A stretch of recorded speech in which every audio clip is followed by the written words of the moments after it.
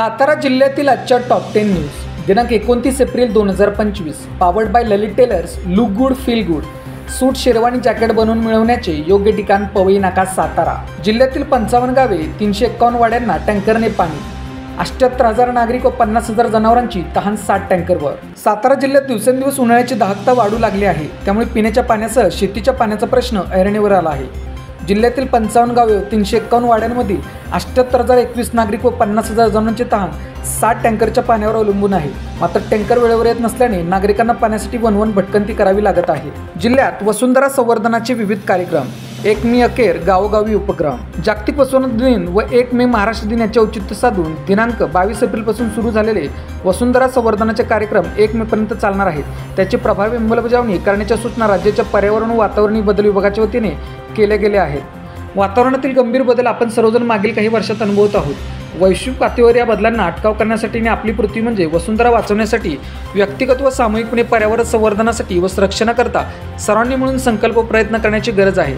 सन 1970 पासून 22 एप्रिल हा दिवस अर्थ डे म्हणजेच वसुंधरा दिवस म्हणून जगभर साजरा केला जातो. आपल्या एकुलत्या एका पृथ्वीचे संवर्धन व संरक्षण करण्याच्या प्रत्येकाच्या जबाबदारीचे स्मरण करून देणे हेच जागतिक वसुंधरा दिनाचे मुख्य उद्दिष्ट आहे.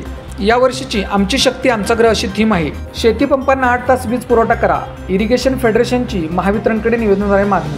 राज्यात शेती पंपांना पूर्णवेळ वीज पुरवठा केला जात नाही. त्यामुळे पिके वाळून चालली असल्याने जिल्ह्यातील शेती पंपांना पूर्णवेळ म्हणजेच किमान 8 तास वीज पुरवठा सुरळीत करावा अशी मागणी सातारा जिल्हा इरिगेशन फेडरेशनच्या वतीने महावितरण कंपनीकडे करण्यात आली आहे. याबाबत कृष्णनगर येथे महावितरणचे अधीक्षक अभियंता बाळासाहेब हळनोर, कार्यकारी अभियंता अमित बारटक्के यांना निवेदन देण्यात आले. त्यामध्ये म्हटले आहे की शेती पंपांना दररोज नियमाने किमान 8 तास वीज मिळाली पाहिजे, परंतु फक्त 4 तास वीज दिली जाते. म्हणजेच आठवड्यात फक्त 28 तास वीज पुरवठा केला जातो. पशुधनावर घोंगावते उपासमारीचे संकट. दूध व्यवसायावर परिणाम. जूनचा पावसाळा सुरू होऊन हिरवा चारा सुरू होईपर्यंत जनावरांच्या चाऱ्याची तरतूद म्हणून गोळा केलेल्या सुक्या चाऱ्याचा साठा दिवसेंदिवस संपत आल्याने शेतकऱ्यांची चिंता वाढली आहे. डोंगरांना लागलेल्या आगीमुळे डोंगर बोडके झाले आहेत. शेतकरी आतापर्यंत आपल्या जनावरांचा चारा बघून दुष्काळी आणि इतर भागातील जनावरांसाठी मोठ्या प्रमाणात चारा पुरवणाऱ्या शेतकऱ्यावर आपल्याच पशुधनावर उपस्मारीचे संकट घोंगावत आहे. या भीषण चारा टंचाईचा परिणाम शेतकऱ्यांच्या दूध व्यवसायावरही होत आहे.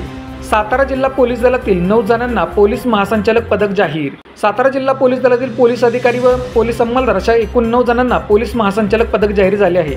एकाच वेळी 9 पोलिसांना हे पदक जाहीर झाल्याने पोलिसांचे कौतुक होत आहे. 1 मे रोजी पदक देऊन पोलिसांना सन्मानित केले जाणार आहे.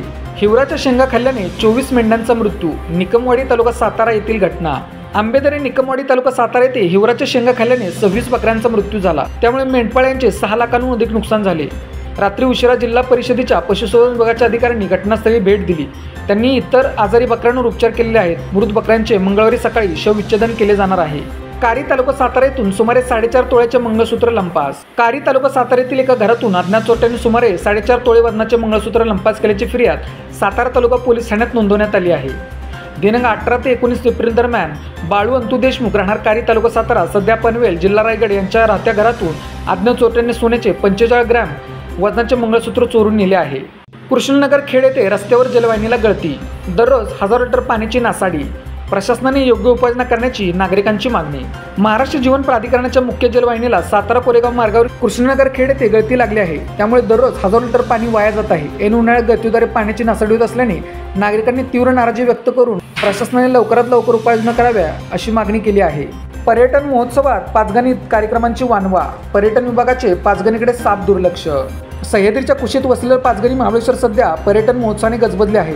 विविध सांस्कृतिक कार्यक्रम, संगीताचे जलसे, स्थानिक खाद्यपदार्थ मेळे व साहसी क्रीडा स्पर्धांनी महाबळेश्वरचं वातावरण भरून गेलं आहे. मात्र त्याचवेळी अवघ्या काही किलोमीटर असलेल्या पाचगणीत मात्र कार्यक्रमाची वानवा आहे. त्यामुळे पर्यटन महोत्सवात पाचगणीकडे पर्यटन महामंडळाने दुर्लक्ष केल्याची नाराजी नागरिक बोलून दाखवू लागले आहेत. महाबळेश्वरच्या वेण्णा तलाव परिसरातील 28 स्थानिक स्टॉल धारकांचा जलसमाधीचा इशारा.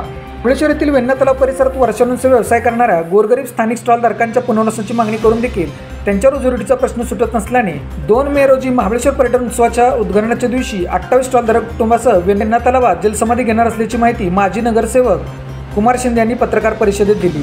अशाच बातम्यांसाठी जिल्हा सातारा या यूट्यूब चॅनेलला सबस्क्राईब करा. व्हिडिओ आवडल्यास व्हिडिओ लाईक करा, व्हिडिओवर कमेंट करा आणि व्हिडिओ जास्तीत जास्त लोकांपर्यंत शेअर करा.